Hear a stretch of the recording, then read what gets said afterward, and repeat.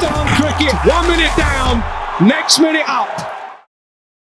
अस्सलाम वालेकुम। ऐसी की तैसी में करेंगे खुशामदीद और ऐसी की तैसी होना शुरू हो गई है, यानी कि स्टार्ट होने वाली है। आज शेर बंगला स्टेडियम के अंदर पाकिस्तान अपना ओडीआई का पहला मैच खेलेगा बांग्लादेश के खिलाफ। 11 साल के बाद पाकिस्तान जो है बांग्लादेश के अंदर ओडीआई सीरीज खेल रहा है, जिसकी कप्तान पाकिस्तान की जानिब से शाहीन शाह अफरीदी। शाहीन शाह अफरीदी की कप्तानी का हम आपको पहले भी बता चुके हैं कि अगर देखा जाए पिछले 6-7 महीने के अंदर जब से शाहीन शाह अफरीदी ओडीआई के कप्तान बने हैं, कामयाब कप्तान तस्वुर किए जा रहे हैं, जिसमें एक सीरीज व्हाइट वॉश श्रीलंका को की, एक सीरीज साउथ अफ्रीका को हरा चुके हैं और यकीनन अब बांग्लादेश के अंदर 2027 वर्ल्ड कप की तैयारियों के सिलसिले का आगाज करने के लिए जा रहे हैं शाहीन शाह अफरीदी। देखते हैं कि शाहीन शाह अफरीदी वो जो 6 नए लड़के लेके गए, जिनका मैंने आपको नाम बताया, 3 को कल वो डेब्यू कराने की कोशिश करेंगे। आज दोनों ही कप्तानों ने ट्रॉफी लेकर रनुमाई की, होटल के अंदर ये तकरीबन रनुमाई हुई। दोनों ही ट्रॉफी देखकर ये सोच रहे होंगे कि यार ये ट्रॉफी हमने जीतनी है। बांग्लादेश की कंडीशन पाकिस्तान के लिए बल्कि दुनिया भर की किसी भी टीम के लिए बड़ी मुश्किल कही जा सकती है। माइक हैसन आपको याद होगा पिछली सीरीज जो T20 की पाकिस्तान 2-1 से हारा था बांग्लादेश में,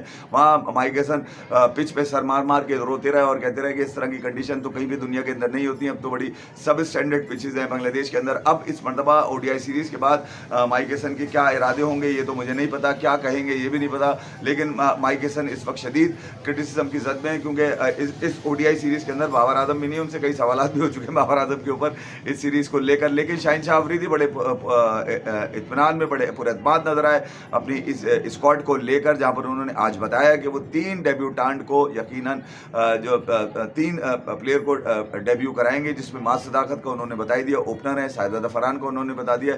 तीसरा और चौथा खिलाड़ी कौन होगा, लेकिन लोग ये कह रहे हैं कि मोहम्मद रिजवान जो कि ओडीआई के मुस्तकिल विकेट कीपर हैं, उनकी जगह गाजी गौरी जो बच्चा रखा गया है अंडर 19 वाला, उसको मौका दे दिया जाए, क्योंकि बांग्लादेश कोई इतनी बड़ी टीम नहीं है जिसके अगेंस्ट कप्तान मोहम्मद रिजवान, कप्तान इसलिए मैं कह रहा हूँ वो कप्तान थे, उनकी जगह शाहीन शाह अफरीदी को कप्तान लगाया। मोहम्मद रिजवान जो थे आईसीसी चैंपियंस ट्रॉफी नहीं थी, उसमें 4 दिन के अंदर टीम लेके बाहर हो गए थे, उसके बाद से इनको हटा दिया गया था, T20 से भी बिठा दिया गया था। लेकिन ये अब जो है आपको ओडीआई के अंदर नजर आएंगे। लेकिन कप्तान मोहम्मद रिजवान भी पूरी उम्मीद है कि यार वो किसी तरह कमबैक करें, ओडीआई में अच्छा करें ताकि T20 में आ जाए। वो उनकी टारगेट ही ये होते हैं छोटे छोटे वाले, ये है कि T20 में आ जाओ, किसी ना किसी तरह कार्रवाई डाल दो, यही कुछ लेकर। जब मैं आपको बताऊँ यही वाली जो इनकी कार्रवाई है ना, जिसकी वजह से पाकिस्तान की क्रिकेट बड़ी बदनाम हो रही है। दुनिया भर के क्रिकेटर्स में मार्क बुचर भी जो है इंग्लैंड के साबिक टेस्ट क्रिकेटर भी हैं, उन्होंने भी यही बात करी है कि पाकिस्तान के जो प्लेयर हैं टीम में रहने वाली परफॉर्मेंसेज देते हैं। पाकिस्तान के जो प्लेयर्स हैं वो रेपुटेशन के ऊपर टीम के अंदर रहते हैं, परफॉर्मेंस नहीं होती उसके बावजूद टीम के अंदर होते हैं। इसीलिए बाबर और रिजवान को बाहर कर दिया गया था T20 वर्ल्ड कप में। बहरहाल T20 वर्ल्ड कप के नतीजा भी इतना अच्छा आया नहीं कि यार आप ये बोलें कि यार बाबर रिजवान नहीं थे तो उसकी वजह से नतीजा आया, वो होते तो इससे ज़्यादा बुरा आता, सुपर 8 तक भी ना पहुंचता पाकिस्तान, ग्रुप स्टेज में बाहर हो जाता। बहरहाल मोहम्मद रिजवान की जगह गाजी गौरी के लिए बड़ी आवाज़ें लगाई जा रही हैं कि वो नौजवान विकेट कीपर जो है उसको बांग्लादेश के खिलाफ मौका दिया जाए, ताकि आपके पास T20 वर्ल्ड कप से पहले बैकअप और रिजर्व भी बहुत अच्छा हो। बहरहाल पाकिस्तान शाहिद फरहान भी विकेट कीपर है, अगर किसी की गलतफहमी में है तो मैं इसको ये भी बताऊँ, शाहिद फरहान विकेट कीपर है, लेकिन वो कर नहीं रहा, एक अलग बात है। अगर कहा जाएगा तो बिल्कुल करेंगे, टीम के लिए तो बिल्कुल करने के लिए तैयार है। तो शाहीन शाह अफरीदी बड़े पुरुमीद नजर आए, जैसे मैंने आपको बताया बड़े पुरअतमाद हैं कि वो पाकिस्तान को ये ओडीआई सीरीज जीतने की नवीद तो नहीं सुना रहे, ये तो मैच खेलेंगे तो पता चलेगा। लेकिन दूसरी तरफ बांग्लादेश के कप्तान मोहम्मद रफीक जो है, उनकी टीम भी मोहम्मद अफीफ के बाद और साथ साथ अफीफ हुसैन के बाद और लेतंदाज अभी टीम का हिस्सा है ओडीआई सीरीज का। तो बड़ा एक अच्छा मुकाबला देखना आ रहा है पाकिस्तान, क्योंकि नौजवान खिलाड़ियों में मुश्तमिल है।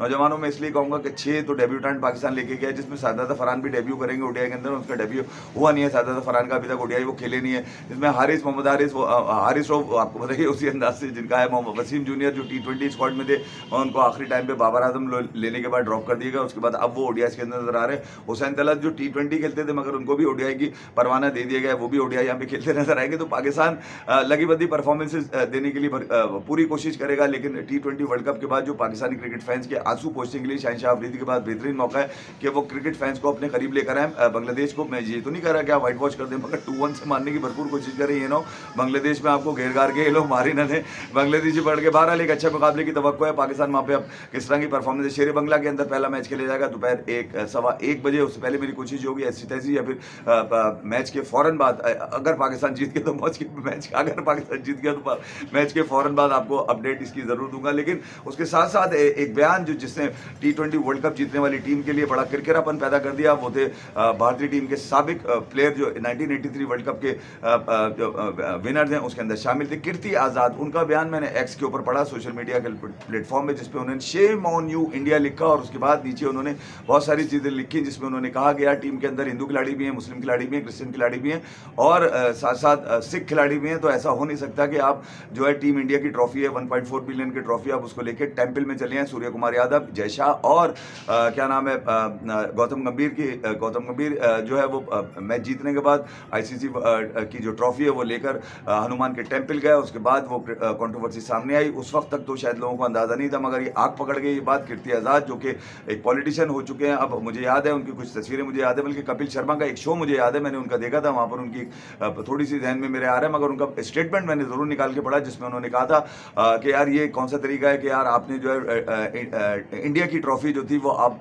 एक ऐसी जगह पे लेके चले गए जो कि एक मजहबी टच दे रही है। उसके बाद कई लोगों ने उसके ऊपर बात की, मगर मुझे गुस्सा, जो मैंने खबर इसलिए इसके अंदर शामिल किया ऐसी की तैसी करने, उसकी वजह ये है कि जो इंडियन टीम के जो नौजवान खिलाड़ी हैं खासतौर पर उन पर असरअंदाज क्यों हो रही हैं चीज़ें। ईशान किशन से आज सवाल हो गया, जब वो कहीं घूम रहे थे तो उनसे लोगों ने पूछ लिया कि कीर्ति आज़ाद जो है उन्होंने इस तरह की बात की है कि ट्रॉफी यहाँ नहीं लेके जानी चाहिए थी, यहाँ नहीं लेके जानी। एक तो उनको पता ही नहीं था कीर्ति आज़ाद का, उन्होंने कहा कि यार वो जो कह रहे हैं वो उनको कहने दो, मैं तो नहीं आता कीर्ति क्या कह रहे हैं, लेकिन मैंने जो वर्ल्ड कप जीता है उसके ऊपर सवाल करें। अगर आपके पास उसके बाद सवाल नहीं है तो मैं फजूल के सवाल का जवाब देने के लिए तैयार नहीं हूँ। हरभजन सिंह ने बड़ा उसके ऊपर कीर्ति भैया करके उन्होंने कहा कि यार मुझे तवक्को नहीं थी वो इस तरह की बात करेंगे। बात बिल्कुल ठीक है, लेकिन अभी थोड़ी देर पहले ही कीर्ति आज़ाद ने आज शायद पार्लियामेंट हाउस के अंदर बाहर खड़े होकर उन्होंने बात की। वहाँ पर लोगों ने उनसे पूछा तो उन्होंने कहा कि यार मेरे जो जज्बात हैं वो हरगिज़ ये नहीं थे कि यार मैं किसी बात को गलत साबित करना चाह रहा था। मैं ये कह रहा था कि 1983 का टाइटल जब हमने इंडिया के लिए जीता तो वो टीम इंडिया की ट्रॉफी थी। हमारी टीम के अंदर हिंदू भी थे, मुस्लिम भी थे, सिख भी थे, ईसाई भी थे।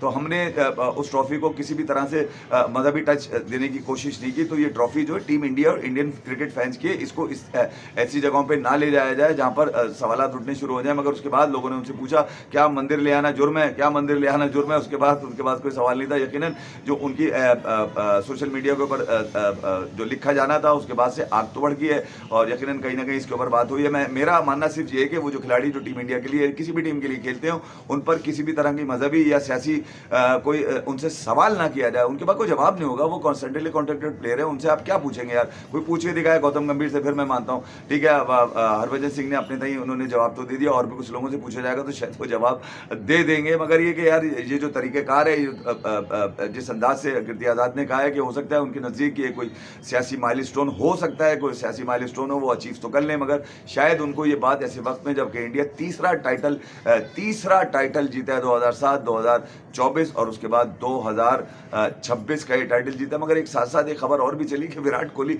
एक जो है वो यकीनन क्या वो आएंगे नहीं आएंगे। विराट कोहली नहीं थे 2026 के, विराट कोहली कोई टाइटल नहीं जिताया उन्होंने इंडिया को आज तक, इसलिए वो नहीं थे। सिर्फ कप्तानों को बुलाया गया था। अबे बेवकूफ़, तोड़ते थे अकल भी इस्तेमाल कर लिया करो। वहाँ पर कप्तानों को बुलाया गया था अहमदाबाद के अंदर जिन्होंने टाइटल जिताया इंडिया को। विराट कोहली ने कौन सा टाइटल जिताया तो वहाँ आ जाएगा। कमाल है तुम लोगों की भी सोच को यार। मैं सलाम करता हूँ ऐसे लोगों को जो बेगारी की अपनी कहानी ने कहा। विराट कोहली से क्या कर लेते तुम वहाँ पे? क्या अगर वो होता ज़ाती तौर पर घर बैठ के देख रहा होगा मैच, उसने कह दिया ना जीतता उसको, संजू सैमसन को फिनोमिनल, उसने टीम इंडिया के लिए एक ट्वीट भी कर दिया। इससे ज़्यादा और क्या चाहिए? ना होना का हरगिज़ मकसद ये नहीं कि उसको खुशी नहीं हुई होगी, मगर नहीं है तो क्यों नहीं है तो वो मैंने बता दिया क्यों नहीं है कि वो इंडिया का वो कप्तान नहीं है जिसने इंडिया को कोई टाइटल जिताया। वो इंडिया को एक स्टैंड तो उसने बड़ा अच्छा दिया, टेस्ट हो, ODI हो, T20 हो, बहरहाल, मगर ये कि वो इंडिया को जिताने वाला कप्तान नहीं है। बहरहाल ये चीज़ें अभी लेके चल रही हैं ऐसी की तैसी। फिलहाल इतना ही, कल मैच के बाद जरूर आपके साथ हाजिर होंगे पाकिस्तान वर्सेज बांग्लादेश। मगर साथ साथ ये भी बता दूँ इस वक्त ग्लोबली अगर देखा जाए तो कमर्शियल फ्लाइट नहीं चल रही है।